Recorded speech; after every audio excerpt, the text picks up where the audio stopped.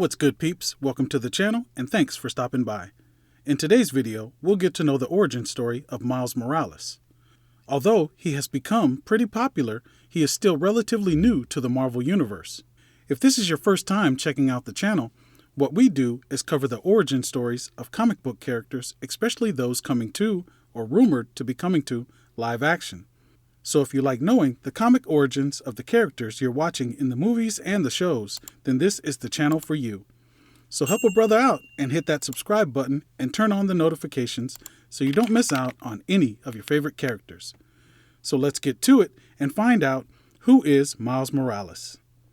Miles was born and raised in Brooklyn on Earth 1610, better known as the Ultimate Universe. Norman Osborn wanted to recreate the spider that led to Spider-Man getting his powers. With a sample of Peter Parker's blood, he put a scientist to work to reverse engineer the spider that had been genetically altered with Oz formula. Although the scientist was successful, Norman Osborn was outed as the Green Goblin and imprisoned, leaving the facility abandoned. Aaron Davis, known as the criminal thief The Prowler, broke into the facility to steal technology from Osborn Industries. While doing so, the genetically enhanced spider crawled into his bag. Later, after Miles was selected in a lottery to get into a charter school, he went to go tell his Uncle Aaron the news. Miles' parents didn't like him visiting his uncle as they knew he was a thief. While at his uncle's house, he was bitten by the genetically enhanced spider his uncle had unknowingly brought home. Afterwards, Miles began noticing that he had powers. The first was the ability to camouflage with his surroundings. He next noticed his new physical abilities, and while standing up to some bullies, he discovered his Venom Blast. He went straight to his best friend's house to confide his secret with him. Ganke, his best friend, thought it was cool, but Miles hated the idea of being a mutant and decided he wasn't going to use his powers. Ganke did his own research and then informed Miles that he wasn't a mutant, but he was Spider-Man. So Miles tested the theory, and sure enough, he could stick to surfaces just like Spider-Man. Months later, when Peter Parker, the current Spider-Man of the Ultimate Universe, died, Miles felt it was his fault. He felt if he would have used his powers, he would have met Spider-Man and been able to help him.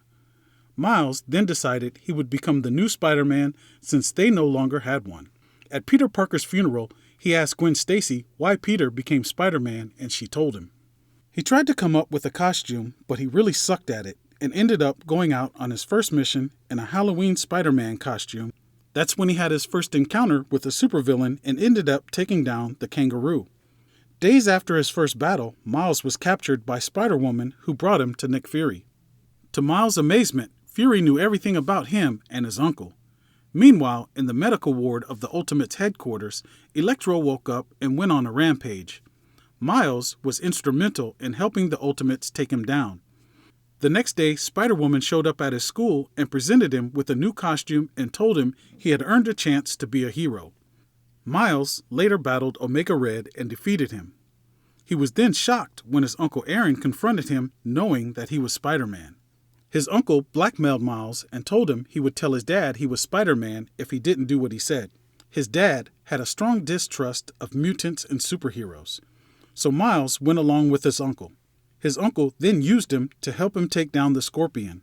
Miles, realizing his uncle was going to continue using him, refused to help anymore.